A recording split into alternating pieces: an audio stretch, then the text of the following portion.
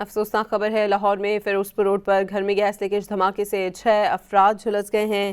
جھلس کر زخمی ہونے والوں کو جنرل اسپتال منتقل کر دیا گیا ہے۔ مزید جانتے ہیں ڈان نیوز کے نمائندے وسیم ریاض سے۔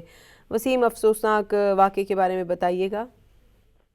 دیکھیں، بالکل یہ تھانہ نشتر کالونی کی حدود ہے۔ اٹاری دربار فیروزپور روڈ پر یہ گھر میں دھماکہ ہوا ہے اور ریسکیو کے مطابق بتایا جا رہا ہے کہ ہیٹر گیس کے لیے جلایا گیا تھا، اس کی گیس کمرے میں جمع ہوئی اور گیس کے جمع ہونے کے باعث جو ہے وہ کمرے میں زوردار دھماکہ ہوا اور آگ لگ گئی، جس کے نتیجے میں 6 افراد جو ہیں وہ جھلس گئے۔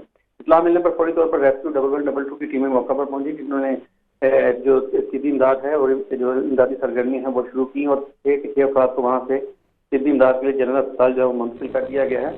ان میں جو افراد زخمی ہوئے ہیں ان میں 43 سالہ رانی بی بی، 22 سالہ بلال، 2 سالہ فضا اور 19 سالہ کوکب اور 5 سالہ حیدر شامل ہیں، جن کی حالت خطرے سے باہر بتائی جا رہی ہے۔ اس حوالے سے ریسکیو کا کہنا ہے کہ آپریشن جو ہے مکمل کر لیا گیا ہے، گھر میں کوئی بھی زخمی جو ہے موجود نہیں، تمام افراد کو نکال لیا گیا ہے اور اسپتال سے طبی امداد دی جا رہی ہے۔ ٹھیک ہے، بہت شکریہ وسیم ریاض آپ کا۔